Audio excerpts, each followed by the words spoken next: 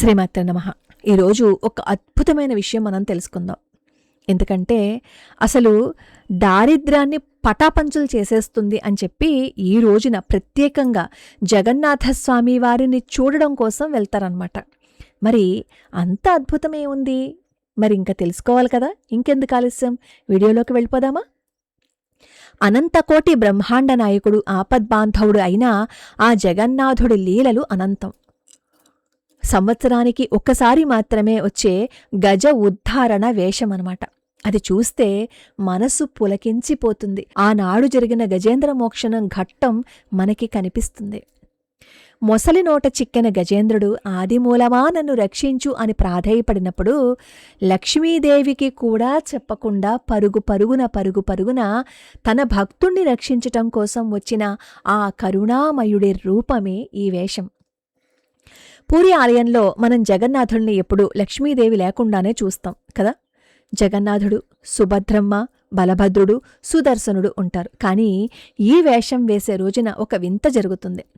గజేంద్రుణ్ణి రక్షించటానికి వెళ్తున్న స్వామిని చూసి అమ్మవారు అన్నారట, మీరు నేను లేకుండా వెళ్తారా అని. అలా అమ్మవారు ఆయనతో పాటు బయలుదేరారట. మీరు వెంటనే కింద కామెంట్ పెడతారు, పోతన గారి భాగవతంలో ఇది లేదు కదండి అని. ఏ స్థల పురాణానికి సంబంధించి అక్కడ ఉంటుంది. అక్కడ భాగవతంలో లేకపోయినా పోతన గారు ఇంచు టు ఇంచు ప్రతిదీ చెప్పరు కదా. కాబట్టి ఆ స్థల పురాణం బట్టి నేను మీతో చెప్తున్నాను. అందుకే ఈ ఒక్కరోజు మాత్రమే జగన్నాథస్వామి తన ఎడమ తొడపై లక్ష్మీదేవిని కూర్చోపెట్టుకుని దర్శనమిస్తారు. భక్తులకిది కనువిందు చేసే లక్ష్మీనారాయణ రూపం. ఇక్కడ ఈ రోజున అంటే ఈ మాఘ పౌర్ణమి రోజున జరుగుతుందనమాట ఈ వేషధారణ. నిజంగా ఎంత అదృష్టం చెప్పండి. ఎన్ని జన్మల అదృష్టం చేసుకుంటేనో కదా ఈ మాఘ పౌర్ణమి రోజున స్వామివారికి ఏ అలంకరణ అయితే చేస్తారో అది మనం ఈరోజు వింటున్నాం.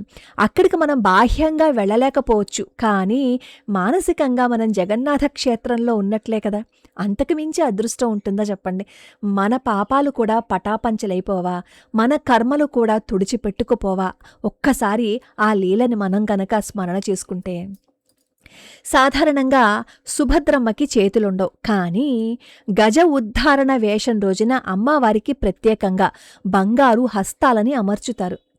తన అన్నయ్య భక్తుడిని రక్షిస్తుంటే ఆమె కూడా ఆశీర్వదించటానికి సిద్ధంగా ఉన్నట్లు కనిపిస్తుంది. అన్నయ్య బలరాముడు కూడా చతుర్భుజ రూపంలో శంఖు చక్ర గదా పద్మాలను ధరించి అత్యంత తేజోవంతంగా కనిపిస్తారు. సుదర్శన చక్రం కూడా ఈరోజు ప్రత్యేక అలంకరణలో ఉంటుంది. గజేంద్రుడి కాలు పట్టుకున్న ముసలి తల నరకటానికి సిద్ధంగా ఉన్నట్లు ఈ సుదర్శన చక్రం మెరిసిపోతూ కనిపిస్తుంది. స్వామి పాదాల దగ్గర తెల్లని సోలాతో చేసిన గజేంద్రుడి విగ్రహం ఉంటుంది. ఈ గజేంద్రుడి కాలుని పట్టుకున్న మొసలి విగ్రహం కూడా ఉంచుతారు. ఈ సోలా అలంకరణ ఎంత మృదువుగా ఉంటుంది అంటే భక్తుడి హృదయంలోని నిర్మలమైన భక్తికి ప్రతీక అన్నమాట ఇది. అయితే ఈ వేషధారణ ఎప్పటి నుంచి అమలులోకి వచ్చాయని చెప్పి కొంతమంది ఏం చెప్తారు అంటే, రాణి బకులా మహాదేవి 9వ శతాబ్దంలో ఆవిడ పాలనలో రాజ్యం క్లిష్ట పరిస్థితుల్లో ఉన్నప్పుడు గజేంద్రుడిలాగే ఆవిడ కూడా స్వామివారిని వేడుకుంటే స్వామివారు ఆవిడని రక్షించారట. తన భక్తిని చాటుకోవటం కోసం ఈ వేషానికి విశేష ప్రాధాన్యత ఇచ్చారు అని చెప్పి కొంతమంది అంటారు. అలాగే రాజా రామచంద్రదేవ్, ఆయన 16వ శతాబ్దంలో ఆలయ సంప్రదాయాలను పునరుద్ధరించిన ఈ రాజుగారు జగన్నాథస్వామి వారిని కేవలం దైవంగా మాత్రమే కాదు, తండ్రిగా భావించేవారు. తన రాజ్యాన్ని కాపాడినందుకు కృతజ్ఞతగా ఈ వేషాన్ని మరింత వైభవంగా నిర్వహించేలాగా చేశారు అని చెప్తారు. ఈరోజు స్వామివారిని బంగారపు నగలతో ముంచెత్తుతారు. కిరీటాలు, కన్నకుండలాలు, కంఠహారాలు ధరింపజేస్తారు. ఇవన్నీ స్వామి సార్వభౌమత్వానికి నిదర్శనం.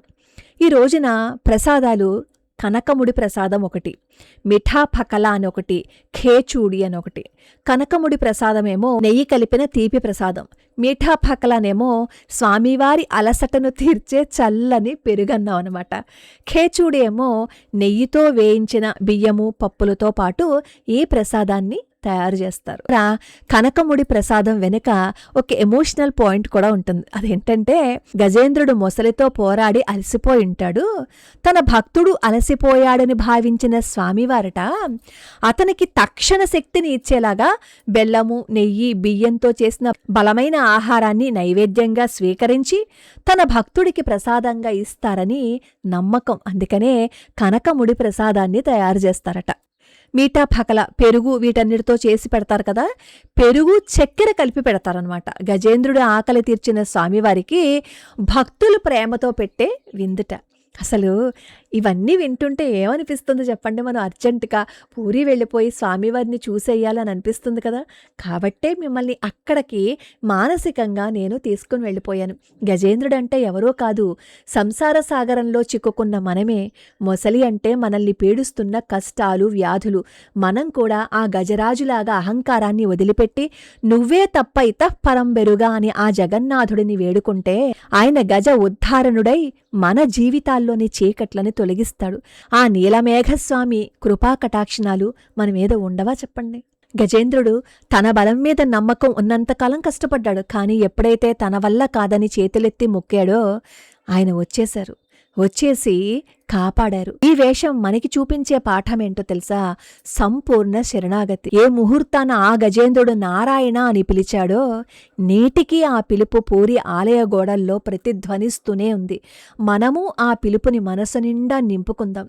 ఆ నీలమేఘశ్యాముడి ఒడిలో ఉన్న లక్ష్మీదేవి కరుణాకటాక్షాలు మన అందరి మీద ప్రసరించాలని మనం మనస్ఫూర్తిగా కోరుకుందాం. లోకమంతా మనల్ని వేలెత్తి చూపించినా, కష్టాల్లో ఎవరూ తోడు లేకపోయినా ఒకే ఒక్కసారి ఆ జగన్నాథుడిని తండ్రి రక్షించు అని పిలిచి చూడండి.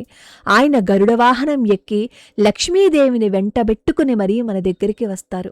గజేంద్రుడిని రక్షించిన ఆ సుదర్శన చక్రమే మన కష్టాలని కూడా తుడిచేస్తుంది. ఈ గజ ఉద్ధారణ వేషం మనకి ఇచ్చే భరోసా ఒక్కటే, నువ్వు నా వాడివి, నిన్ను నేను వదిలిపెట్టను అని. ఆ అద్భుత దృశ్యాన్ని మనం మనసులో నిలుపుకుందాం. జగన్నాథుడు మనల్ని వదిలిపెట్టడు అనడానికి తార్కాణంగా ఎన్ని లీలలు మనం విన్నామో కదా. ఇంకెందుకు ఆలస్యం? మరి కింద కామెంట్ పెట్టేయండి, జై జగన్నాథ అని. మనం కూడా ఒక్కసారి మనస్ఫూర్తిగా ఆయన్ని పిలిస్తే మన దగ్గరికి రాడంటారా చెప్పండి? లోకా సమస్తా సుఖినో భవంతు, సర్వే జనా సుఖినో భవంతు.